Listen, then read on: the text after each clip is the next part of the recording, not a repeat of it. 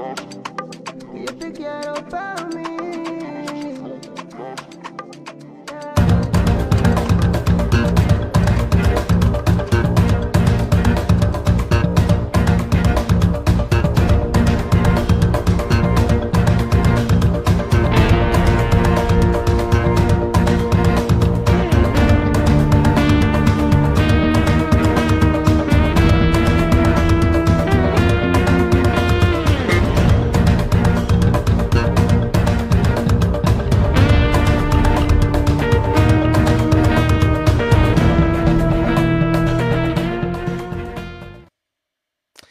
Hola, muy buenas tardes y bienvenidos un día más a un domingo más a la tarde en directo. Yo soy Paco Bernal. Hoy es día 26 de octubre del año 2025, que es el día de la fiesta nacional austriaca.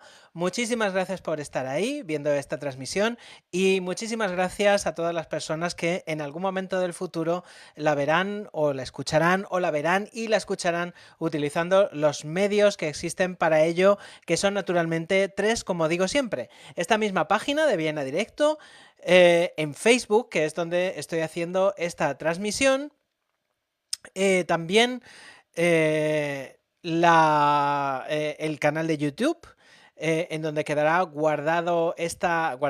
quedará guardada esta transmisión cuando la termine, y por supuesto pues también el www.vienadirecto.com, que es el sitio donde puedes encontrar las noticias que importan desde el año 2006. El año que viene hará 2 décadas, 20 años blogueando, contando las cosas que pasan en Austria. Como decía aquel, los eventos consuetudinarios que acontecen por la Rue, o sea, lo que pasa por la calle.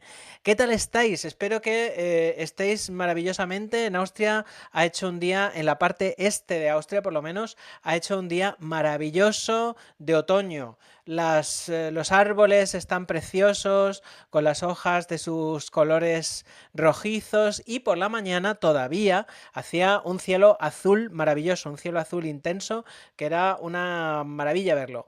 Luego después lo cierto es que a partir como de mediodía la cosa se ha estropeado un poco y ahora es de noche, ya es noche cerrada, porque hemos tenido el bendito cambio de hora. Yo no sé si vosotros estáis a favor del cambio de hora, en contra del cambio de hora, o cómo lleváis esto de las horas.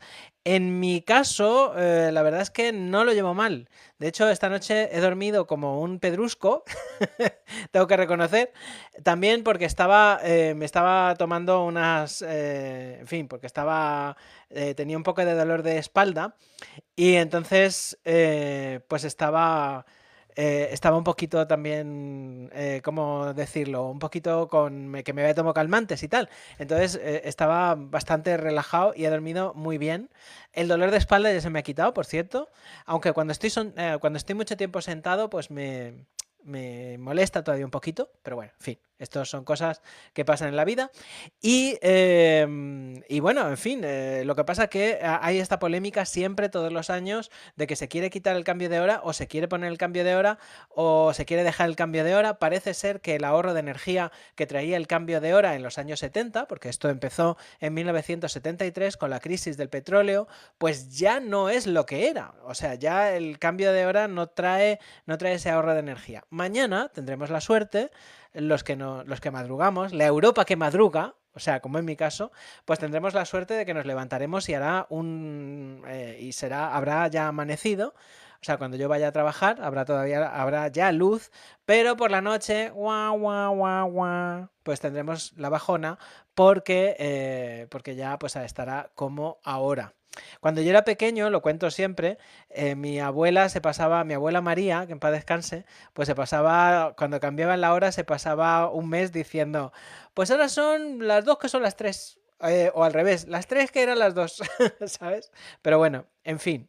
No quiero dejar pasar tampoco la oportunidad de decir que esta semana vamos a tener un aniversario triste, pero muy importante. El día 29 de octubre del año 2024 sucedió lo que se ha venido en llamar la Dana de Valencia, Curiosamente, además, con muy pocos días de diferencia, con muy poco tiempo de diferencia, con un episodio de inundaciones bastante bestias en Austria, que llegaron a afectar incluso a Viena y de las cuales Viena salió sin mayores consecuencias y sin mayores problemas, porque la infraestructura de la ciudad funciona estupendamente.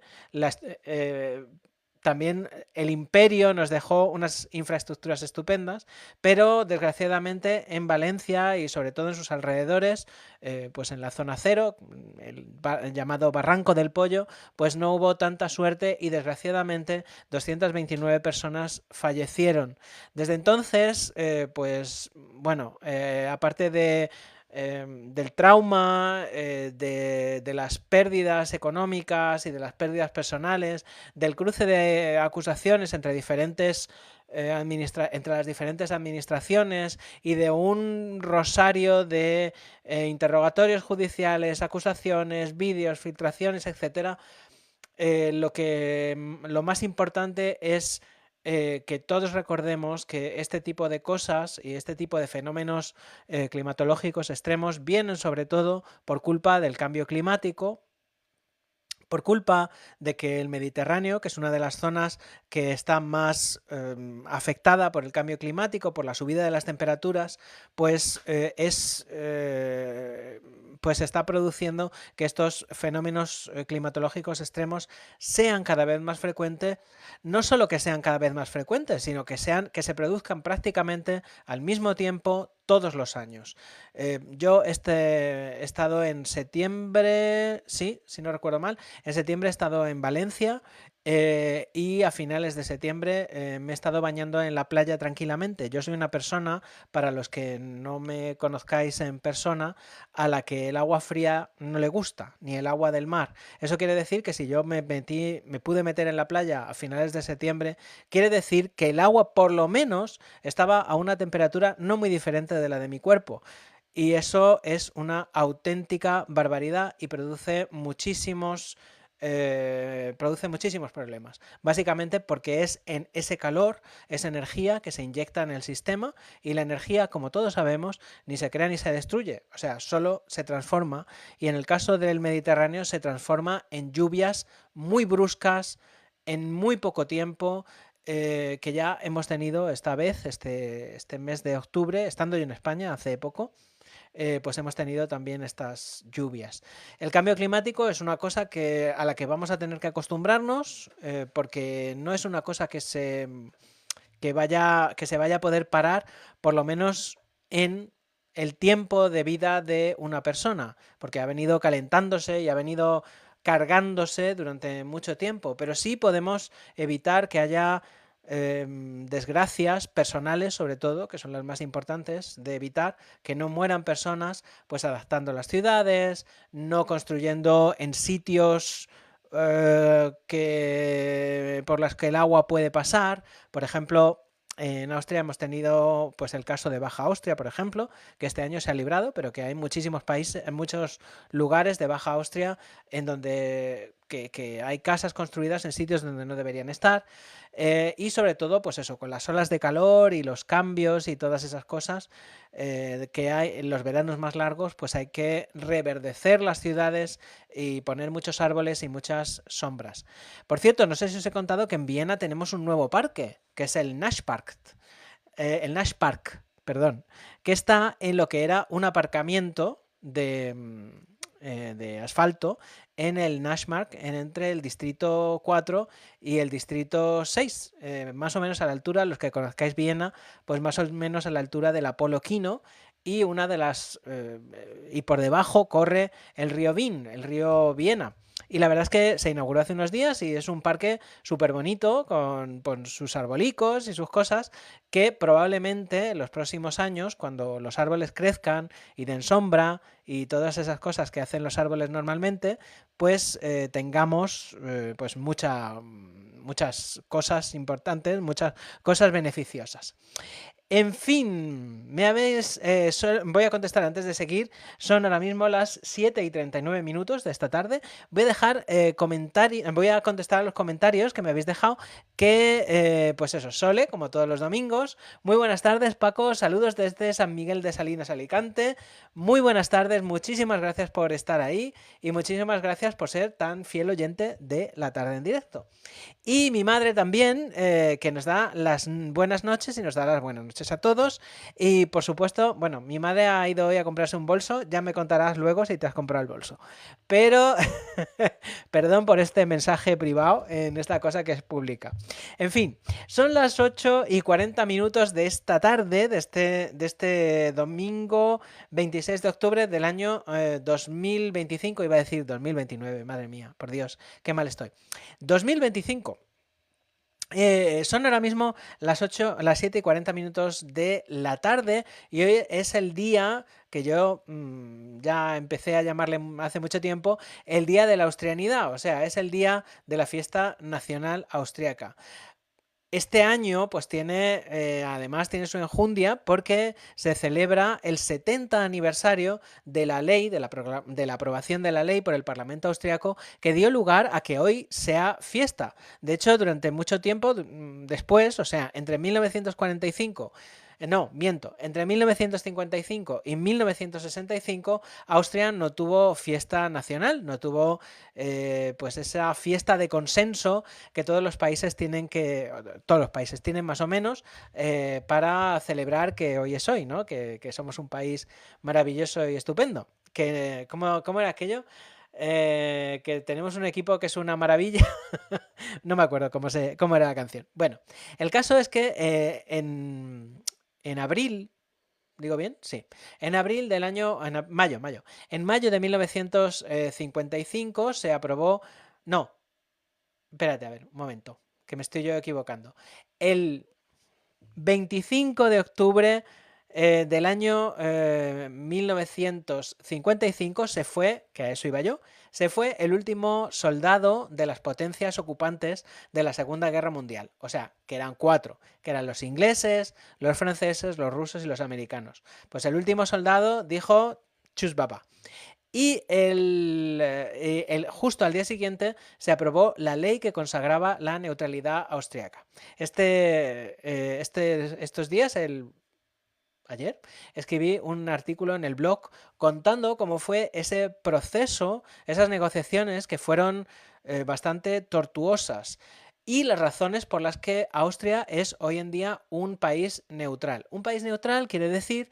En este caso, quería decir en aquella época, que Austria era un país que no estaba alineado con ninguno de los bloques que había entonces. Los que tenéis una cierta edad, pues probablemente os acordaréis de cuando había los famosos dos bloques militares, las dos grandes alianzas militares que surgen de la Guerra Fría y antes del final de la Segunda Guerra Mundial, que son la OTAN y eran el Pacto de Varsovia. La OTAN era para los países capitalistas y el Pacto de Varsovia pues lo que hacía era que agrupaba a los países que estaban en la zona de influencia de Moscú. Pues la neutralidad austríaca quería decir en aquellos momentos que Austria pues no estaba ni con unos ni con otros. O sea, y esto también ha traído muchísimos beneficios, por ejemplo, que en Viena y en Austria pues ha sido considerado por todos los países tradicionalmente, por lo menos durante ese largo periodo y excepcional periodo de paz y prosperidad que alguna gente llama la Pax Americana, pues ha sido considerado un sitio neutral en donde hacer negociaciones, en donde abordar negociaciones internacionales. También hay muchos organismos internacionales que tienen su sede en Viena, como la Organización de la Cooperación para la Cooperación y la Seguridad en Europa, la OCDE. Y también, pues por ejemplo, en su momento, cuando se negoció pues, los tratados con Irán o las condiciones con Irán para las armas nucleares y tal, pues también se hicieron aquí, en Viena. En fin, Viena ha sido la sede de varios acuerdos históricos. Naturalmente, pues como somos un país pequeñito, hoy estaba mirándolo porque lo he visto por un post de Statistica Austria en Instagram, y Austria es apenas el 2% de la población de la Unión Europea, y también es más o menos el 2,5% del Producto Interior Bruto de la Unión Europea. Somos un país pequeñito, pero matón, con 9 millones de habitantes. Esto quiere decir también que la neutralidad ha hecho que tradicionalmente pues Austria no haya sentido esa necesidad de defenderse, de tener un ejército y todas esas cosas. Eso está cambiando, desgraciadamente, porque el mundo se está volviendo un sitio cada vez más peligroso y cada vez más inseguro. Ya van casi para 4 años que la Federación Rusa invadió la pobre República de Ucrania sin provocación previa, y eso ha supuesto una gran amenaza para el resto de los países europeos. De momento tenemos que agradecerles a los ucranianos que se estén batiendo el cobre para frenar al ejército ruso. Y otra cosa que está pasando también es que los estadounidenses, que habían tomado bajo su manto de defensa a través de la OTAN la defensa de los países de la Unión Europea, pues se están retirando, o si no se están retirando, se están convirtiendo en socios cada vez menos fiables, porque Donald Trump dependemos mucho todos, desgraciadamente, del día de cómo tenga el cuerpo el día en que se levante.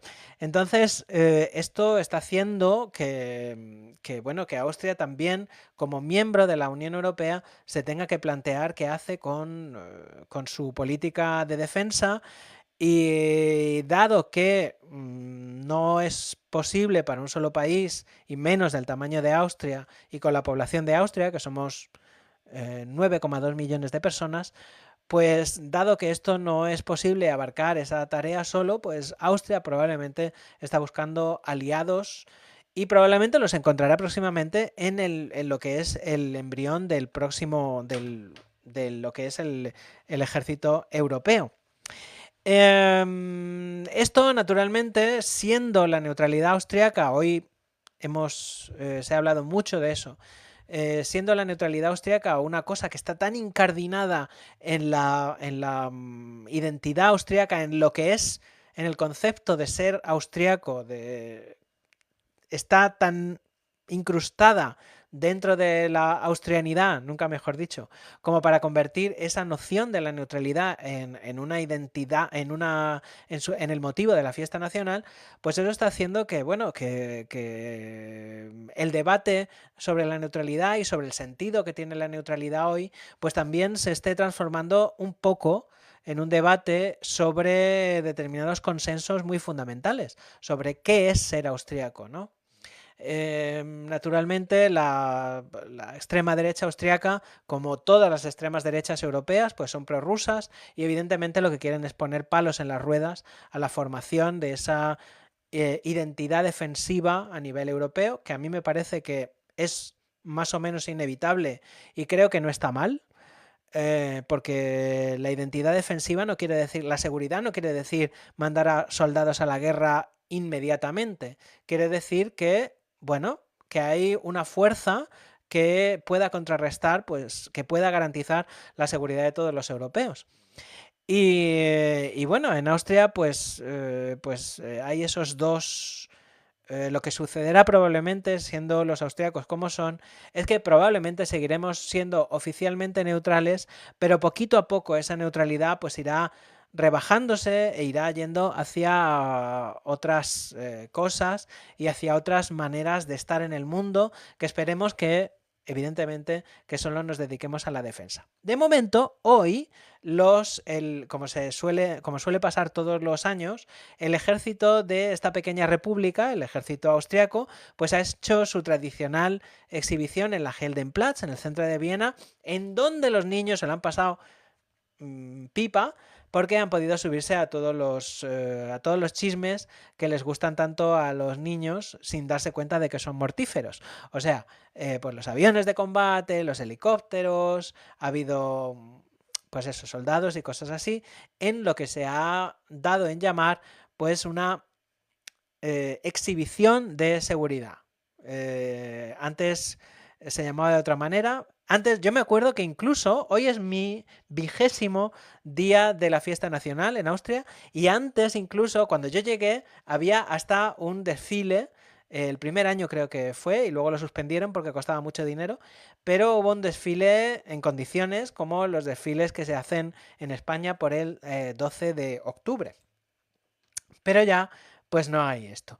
En fin, son ahora mismo las 7:49 de este 26 de octubre. Estábamos hablando de la fiesta nacional austriaca. Muchísimas gracias por estar ahí escuchando esta transmisión, si te has unido ahora, y si estás escuchándome mientras estás haciendo las labores de tu vivienda, mientras estás sacándole brillo a tu casa y dejándola como los chorros del oro, o si mientras estás cocinando o mientras estás cenando, o si hoy para ti es miércoles, pues muchísimas gracias por escucharme en diferido. Seguramente estarás utilizando uno de los 3 medios que existen para poder hacerlo. O sea, esta misma página de Facebook, en donde los vídeos ya solo quedan, se quedan guardados, el otro día lo miré, 30 días, luego desaparecen. Luego en la página de YouTube, en el canal de YouTube de Viena Directo, en donde se quedan para por siempre. Bueno, mientras dure YouTube y mientras dure el canal. Y luego también en www.vienadirecto.com. Esto que estábamos hablando de la neutralidad enlaza con nuestro siguiente tema y también con lo que hablábamos la semana pasada, porque recordaréis que la semana pasada yo os estuve aquí dando la brasa, estuve contándoos bueno, que iba a haber una cumbre en Budapest, que ya Víctor Orbán había preparado, había sacado la vajilla buena, y había invitado tanto a Donald Trump como a Vladimir Putin a que se reunieran en Budapest, y había también garantizado a Vladimir Putin que no iba a haber personas ninguna que lo detuvieran cuando pusiera su pie aquí, en Budapest, vamos. Sin embargo, pues esta semana hemos tenido varios eventos que han enturbiado las relaciones entre Rusia y los Estados Unidos, y por lo y se ha suspendido sine die esta cumbre que se prometía que iba a ser la que acabase con la guerra de Ucrania. Bueno, vamos a ir, como dijo Jack el Destripador, vamos por partes. La primera cosa que ha sucedido ha sido que Donald Trump se levantó un día de esta semana un poquito cabreado con Vladimir Putin, se levantó un poco con el pie izquierdo y le dijo: mira, Vladimir, que lo que estás haciendo es marear la perdiz, y que para qué me voy yo a mover de mi Casa Blanca, que estoy yo decorándola y poniéndolo todo muy dorado. ¿Para qué me voy? Además, yo soy un señor ya de 79 años. ¿Para qué me voy a ir a Budapest? Para que luego tú me digas lo de siempre, me des largas y esto no avance. Así que te voy a poner unas sanciones en donde te duele, que son en la industria petrolera. Parece ser que sus colaboradores le presentaron a Donald Trump 3 paquetes posibles de sanciones. Un paquete leve, un paquete medio y un paquete extremo que hubiera significado una guerra comercial con la Federación Rusa. Donald Trump por una vez se mantuvo en el justo medio y puso el paquete no extremo, o sea, el paquete que está en medio. Entre el flojo y el fuerte, pues cogió uno. Esto le ha sentado fatal a la Federación Rusa, a Vladimir Putin en particular, porque, claro, la guerra de Ucrania se financia básicamente con la industria petrolera de la Federación Rusa. Entonces, alguien con mucha mala leche y bastante gracia, dijo que Rusia parecía un país, pero que en realidad era una gasolinera que parecía un país. Y puede ser que no le falte razón. Bueno, la diplomacia rusa, Vladimir Putin en la cabeza, ha calificado esto como acto hostil. Entre tanto, Austria, y a esto vamos, está reduciendo o lleva reduciendo dificultosamente, porque es bastante difícil, reduciendo su dependencia del gas y del petróleo rusos y del carbón. Ya no hay importaciones de carbón ruso, hay muy poca importación de petróleo y muy pocas importaciones de gas en comparación con lo que era antes. Los combustibles fósiles baratos que proporcionaba Rusia también proporcionaban a Austria pues una prosperidad sobre todo basada en el nivel de precios y en la energía barata, que ha sido la llave de la buena vida que nos hemos estado pegando desde los años 50 del siglo pasado. Esto pues está dejando de ser así y bueno, todos los que hemos ido a llenar la cesta de la compra al supermercado sabemos que una de las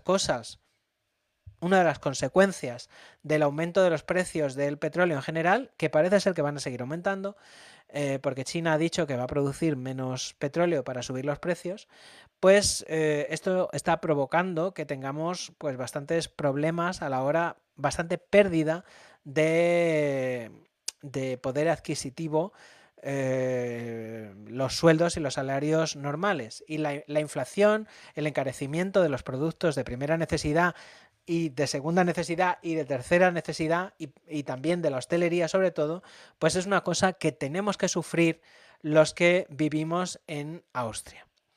Otro desarrollo que hemos tenido esta semana y en el que también ha estado implicado Austria ha sido que la Unión Europea no ha conseguido ponerse de acuerdo sobre qué hacer con los fondos congelados de Rusia. Se pretendía con estos fondos financiar la compra de armas para pasárselas a Ucrania, dado que Estados Unidos pues no le da armas a Ucrania como solía, ¿no? Y esto está provocando enormes problemas para los ucranianos. Los 27 se reunieron en Bruselas y no lograron ponerse de acuerdo porque los belgas básicamente bloquearon la decisión porque los belgas temían que los fondos que están en Bruselas, básicamente, que están en Bélgica, que la Federación Rusa pudiera meterles millonarias demandas por el uso de esos fondos congelados y el Estado belga pues no está demasiado de acuerdo. La decisión se ha aplazado 3 meses y por lo que sabemos, pues 3 meses puede dar pueden dar muchísimo de sí y pueden pasar muchísimas cosas en 3 meses. No sabemos qué pasará. Lo que sí que sabemos es que la diplomacia austríaca sí que estaba de acuerdo totalmente en que se utilizaran estos fondos congelados para ayudar a Ucrania. De momento, los esfuerzos de los estados, o sea, de Austria, pues se utilizan o se dedican sobre todo a en programas de ayuda, minas antipersonas, acogida de personas, de refugiados, acogida de... O sea, Austria no participa directamente, en tanto que país neutral, en el esfuerzo bélico. En fin, y eso es lo que ha dado de sí esta historia. Bueno, son ahora mismo las 19:57 de este 26 de octubre del año 2025 y ahora vamos a hacer una pequeña pausa para temas bastante más lúdicos y vamos a entrar en lo que es el espacio del Cervantes.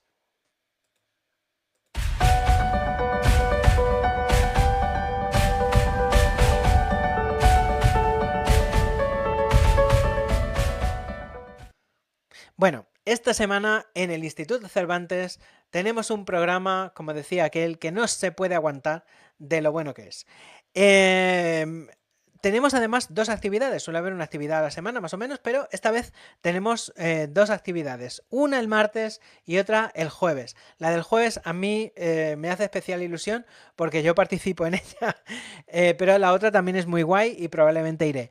El espacio, o sea, en el Instituto Cervantes, el martes a las 7 vamos a tener una cosa que se llama Poetry Slam.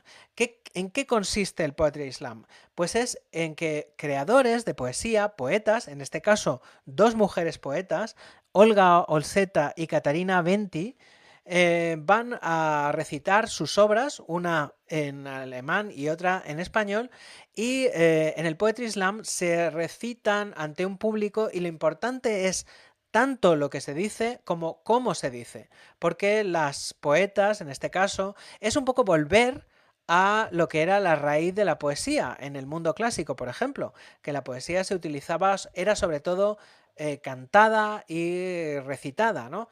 Entonces, estas dos poetas que son muy importantes en la escena europea del Poetry Slam, pues van a darnos a conocer sus obras tanto en español como en alemán. Por cierto, aprovecho para repetir y aprovecho para decir que todas las actividades que hay en el Instituto Cervantes tienen su correspondiente traducción simultánea a la lengua de Hansi Hinterseer. O sea que también podéis llamar, de hecho son bienvenidísimos a todos vuestros amigos germanoparlantes para que, si no hablan español también, para que disfruten de eventos culturales y de cosas y de conversaciones interesantísimas, porque la cultura siempre abre puertas en el alma. Esto es así. El día jueves, el jueves día 30, Eduardo Oliver, que es un investigador del Centro del Centro de Investigaciones Biológicas Margarita Salas, va a impartir una charla, va a dar una charla que se llama Biomedicina al servicio de las personas, del laboratorio al paciente. De verdad, es interesantísimo el tema y el señor Oliver, Eduardo Oliver, se encarga, o sea, su ámbito de investigación es la optimización de la aplicación de la aplicación de terapias novedosas en los laboratorios, de hacerlas llegar a los pacientes. Él está especializado sobre todo en enfermedades cardiovasculares. De verdad, yo ardo en deseos de escucharle porque, bueno, ya he hablado con él, me ha estado un poquito explicando qué va a contar y cuál es la charla, y es una cosa, es un campo interesantísimo donde normalmente,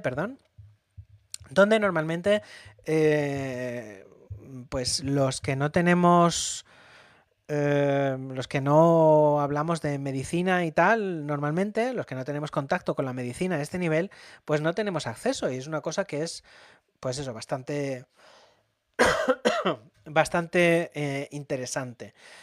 Vimos un poquito a propósito del proceso que hubo, del largo proceso que hubo a la hora de la aprobación de las vacunas, de la investigación de las vacunas contra la COVID-19. Os acordaréis de que fuimos siguiendo casi en tiempo real pues las diferentes etapas, los ensayos clínicos, primero con voluntarios, después con una muestra mayor, luego al final, pues eso, pasaron a todos nosotros, etcétera, etcétera.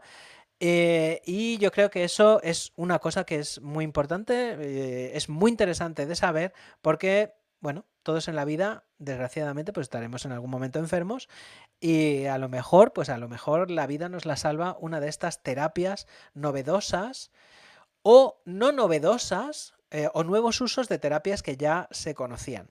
En fin, como digo, repito, el martes a las 7 Poetry Slam con Olga Olzeta y Katarina Venti, y el día jueves 30 Eduardo Oliver con Biomedicina al servicio de las personas, del laboratorio al paciente.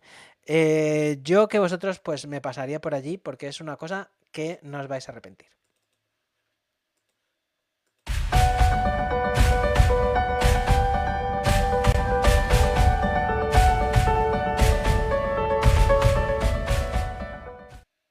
Bueno, son las 8:03 de este día 26 de octubre del año 2025. Yo soy Paco Bernal, con un poco de dolor de espalda hoy y al estar sentado pues se me agudiza un poco. Pero en fin, lo llevaremos bien. Bueno, yo soy Paco Bernal, esto es La Tarde en Directo y aquí pues repasamos pues las noticias más interesantes o más importantes que ha habido en esta semana en Austria. Bueno, una noticia que no ha pasado en Austria, pero que ha tenido su ramificación austriaca, ha sido el robobo de las joyas del Museo Parisino del Louvre. Como sabéis, hace unos días, 4 ladrones, de los cuales hoy la policía francesa ha detenido a 2 presuntos, 4 personas entraron a plena luz del día utilizando una grúa, rompieron una ventana y pasaron a la Galería de Apolo, a la llamada Galería de Apolo del Museo del Louvre, antes Palacio Real del Louvre, cuando Francia era una monarquía, y con una radial pues rompieron las urnas, las vitrinas de seguridad en donde estaban guardadas unas joyas valiosísimas. Las joyas han sido tasadas, por decir algo, porque son piezas históricas de valor incalculable que no se pueden vender, han sido tasadas en 88 millones de euros, o sea, un montón de dinero. Bueno, una de estas joyas, pues tenía, como ya os conté, pues tenía esta semana en el texto consiguiente, pues tenía una cosa, una parte austriaca, porque eran las joyas que recibió la emperatriz María Luisa de Habsburgo, Lorena, de su marido, que era nada más y nada menos que Napoleón Bonaparte. Eran unos pendientes de esmeraldas que fueron, que habían llegado al Louvre, habían vuelto al Louvre o habían vuelto a posesión del Estado francés en el año 2004 de manos de un particular. Bueno, en Austria, esto ha sido una vergüenza nacional para Francia, el hecho de que pudieran robar en el Museo del Louvre de esta manera aparentemente tan fácil. Perdón. De esta manera aparentemente tan fácil. Pero también, como en todas partes cuecen habas, nosotros también aquí en Austria hemos tenido algunos robos famosos. En el Kunsthistorisches Museum robaron la llamada saliera, que es un salero así grande, que es una escultura en bronce de Benvenuto Cellini. La suerte que tuvieron los austríacos fue que el valor intrínseco de la saliera, porque es de bronce de sobredorado, si no recuerdo mal, pues el valor intrínseco, o sea, lo que es el metal y las piedras, pues no tiene gran valor como para fundir la pieza y vender el oro, ¿no? Sin embargo, las piedras de las joyas del Museo del Louvre, pues sí que tienen ese valor intrínseco y entonces, pues probablemente lo que haya pasado ya es que se han fundido. El metal, las monturas se han fundido y las joyas se han desmontado para vender las piedras por separado. Lo cual no es tan fácil tampoco, porque hay que venderlas, hay que tallarlas, hay que retallarlas, porque a un ojo experto estas tallas antiguas pues son reconocibles. Otro robo que la verdad es que no tiene, que es un robo que es casi más para Halloween que para esto, es el robo del cadáver de Mary Betzera. Como recordáis, seguramente Francisco José y el emperador Francisco José y la Sisi tuvieron un hijo varón, y este hijo, Rudolf, se suicidó junto a su amante Marie Betzera en Mayerling, en el pabellón de caza de Mayerling, que hoy pertenece a la abadía de Heiligenkreuz. Entonces se fundó un monasterio carmelita allí. El caso es que, a esta chica la enterraron en su momento en el cementerio central. Los soviéticos, cuando entraron en Viena, localizaron la tumba de Mary Betzera, la abrieron el ataúd y sacaron el cadáver porque pensaban que, lo que quedase de la pobre Mary Betzera, y porque pensaban que la habían enterrado con joyas y cosas así, objetos de valor. No la habían enterrado ni con joyas ni con objetos de valor. Dejaron a la pobre difunta al aire y tal. Los restos se volvieron a enterrar, esta vez bajo, o sea, en la abadía en Heiligenkreuz, en lo que era el pabellón de Mayerling, y un señor, un flipao, para probar una teoría de la conspiración, pues lo que hizo fue desenterrar el cadáver y robar los huesos. En este caso no pidió rescate, pero el robo de los huesos de Mary Betzera, que se pasó la pobre varios años de sótano en sótano, hombre, como objeto robado, robar unos huesos es lo más maravilloso del mundo, porque no tienes que darle de comer, no tienes que tener miedo de que se escape, en fin.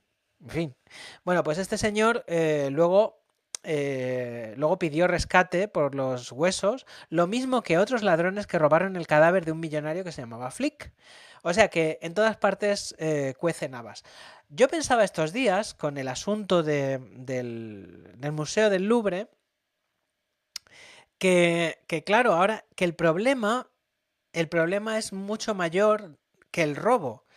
Y es sobre todo el daño reputacional, porque claro, yo estoy convencido de que hay una parte de los ladrones que roban este tipo de cosas o que se plantean, o sea, si yo me planteara el hecho de robar en un sitio así, que no me lo voy a plantear jamás en la vida, primero porque me parece que las obras de arte tienen que estar en los museos para que las disfrute el mayor número de personas posible, y luego porque soy un cobarde gallina capitán de las sardinas. Pero en el caso de que yo me lo planteara, claro, yo diría, una de las cosas que evitan más robos es la reputación de seguridad que tienen estas instituciones. O sea, decir, no, es que ahí es imposible robar nada porque es un sitio inexpugnable. Pero ahora, como se ha descubierto, como esta ficción, porque en realidad, bueno, ningún sitio es inexpugnable, pero como esta ficción se ha roto, pues probablemente si yo fuera el director del Louvre, directora, por cierto, que es una señora, pues tendría bastante miedo de que haya imitadores a los que se les ocurra pues estas cosas, ¿no? En fin. Ay, ay, ay. Bueno, pues para terminar hoy os voy a poner un audio a propósito de historia también. Porque en este mes de octubre ha hecho varios siglos, ha hecho años, desde la boda entre la que luego fue Mariana de Austria, la penúltima reina austríaca de España, la siguiente fue María Cristina, con su tío, el rey Felipe IV, que nos dio un pretexto para contar la biografía de su confesor, de Juan Everardo Nithard. Bueno, aquí os lo dejo para que lo escuchéis.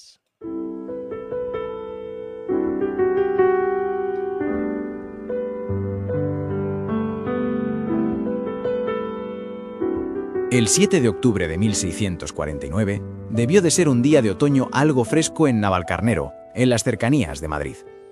En este lugar, algo insólito, se celebró una boda que poco debió de tener de alegre, a pesar de que los invitados debían de tener bastantes esperanzas puestas en ella. Los novios eran una niña de 15 años, que apenas hablaba español, y un achacoso caballero de 44, tío y sobrina a la sazón.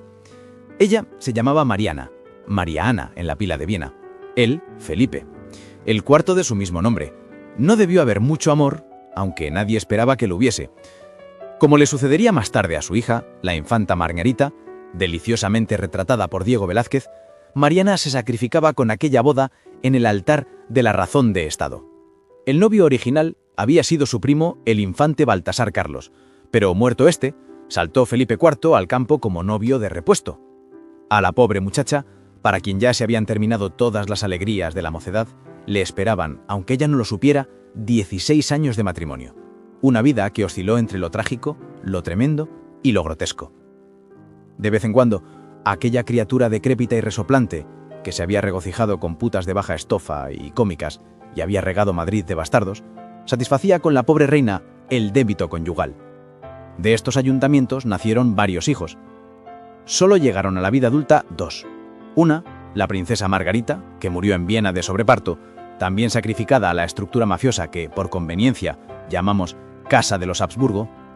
El otro, el desdichado Carlos II, una criatura babeante, disminuida y aún más grotesca que su padre, que sería el fin de la Casa de Austria en España. Durante todas estas desdichas, la reina solo se confió a una persona, su paisano, el padre jesuita Juan Everardo Neidhart, quien seguramente estaba en aquella iglesia de Navalcarnero el día de su boda.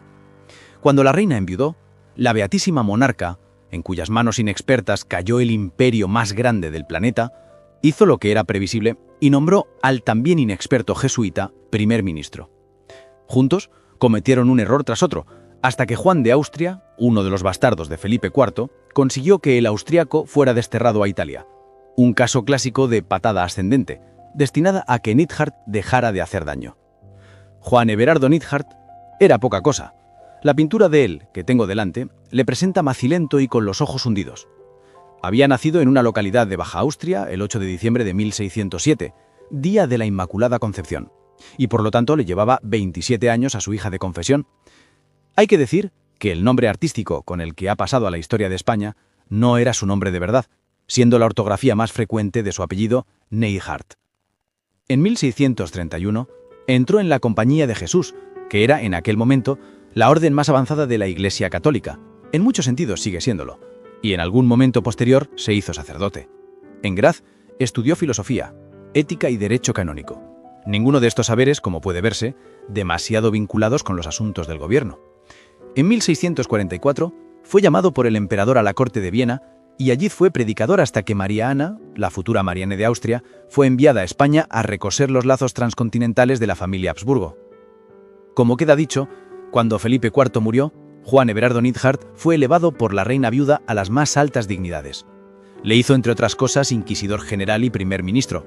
Sin embargo, la dura realidad del imperio en decadencia le llevó a que Juan José de Austria se rebelase y forzase la destitución del padre jesuita. Neidhart fue enviado a Roma con lo que hoy llamaríamos una jubilación dorada.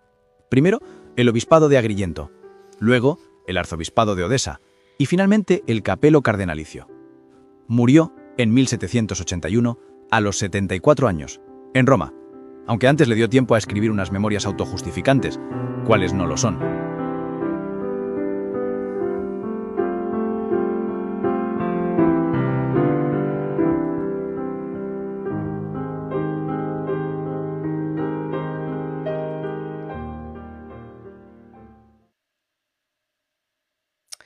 Bueno, y con esta historia, a propósito, con esta historia de la historia, terminamos hoy este programa de la tarde en directo, que ha sido el programa de la Fiesta Nacional y ha sido el programa también del cambio de hora. O sea que, como hubiera dicho mi abuela, son las 8:16, pero ayer eran las 9:16. Tardísimo, tardísimo. Sobre todo para los estándares europeos. En fin, espero que os haya gustado el programa. De nuevo, muchísimas gracias por haber estado ahí escuchándolo y muchísimas gracias también a todas las personas que estoy segurísimo en algún momento del futuro lo escucharéis también. No se os olvide que esta semana en el Cervantes hay unas actividades que son maravillosas y sobre todo, pues eso, no se os olvide disfrutar de la vida muchísimo y disfrutar de este otoño que nos conduce despacito, despacito, despacito, sin prisa pero sin pausa al mes de noviembre, a Halloween. En fin, que paséis que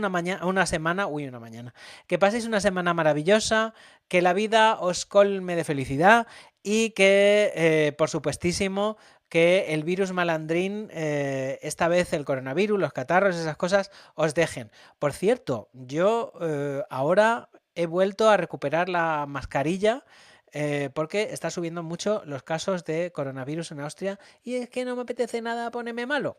A ver, en fin, lo dicho, que paséis una semana maravillosa y nos vemos el próximo día 2, si os apetece y si queréis. Hasta entonces, que paséis fenomenal lo que queda de domingo.